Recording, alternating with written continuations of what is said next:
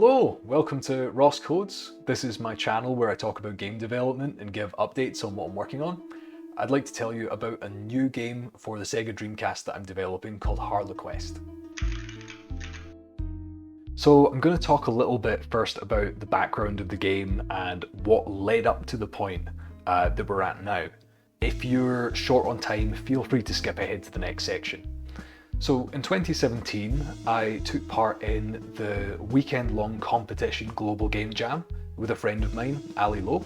We decided that we would try to build a 3D dungeon crawler for the Dreamcast. I had no expectation of being able to get this finished going into it. I knew it was a massive challenge to build something like this. I'd been tinkering with Dreamcast programming a couple weeks beforehand, and I'd got a basic scene together with 3D textured polygons. But going into it, we didn't have the ability to export 3D models from Blender into the game engine. We didn't have the ability to take player input and move things around. Basically, we didn't have anything. And I was able to build a functioning prototype of a dungeon crawler in, I think it ultimately took about 4 or 5 days for me to get this up and running. I was really happy with it, but from a design point of view, about zero thought had gone into it. We hadn't really considered what it would be like as a game. I was still pretty proud of it, so I got in touch with a couple of people in the community just to say, hey, what do you think about this? And Tom Charnock got in touch from Dreamcast Junkyard asking for an interview, and he did an article called A Very Early Look at Dungeon Ross, which is what we called our dungeon crawler prototype because Ali had made 3D models of me and him as the main characters in the demo. And I sent Tom an early build as well so that he could try it with the skeletal animation system. Over time I kept tinkering with the engine. I'd work on it for maybe a week, just in my spare time, and then I'd put it down for a while and some time would pass. But I kept trying different game designs. I kept trying different ways to make it from a tech demo to an actual real game, and that was really the big challenge. On and off, I tried different progression systems, different ideas for weapons that the players could have, there's different storylines, and really just trying to give this game its identity.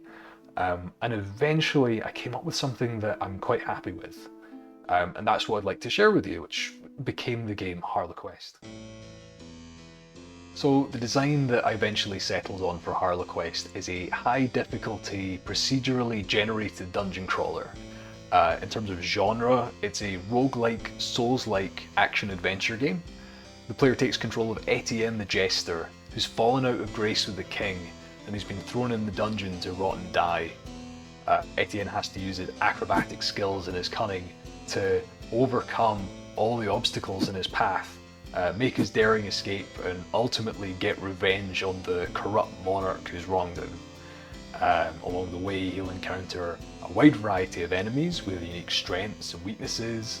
They'll have different attack patterns and different solutions to be able to defeat them.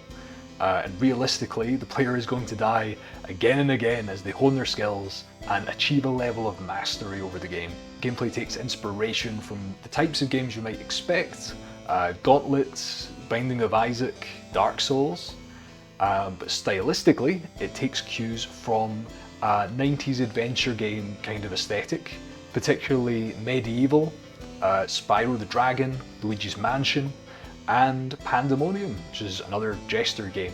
Ultimately though, HarleQuest will be a unique game that I hope will stand on its own 2 feet and it will be worthy of players' time. If all goes according to plan, we'll launch on Dreamcast with both physical and digital editions, and also on Steam for Windows, Linux and macOS.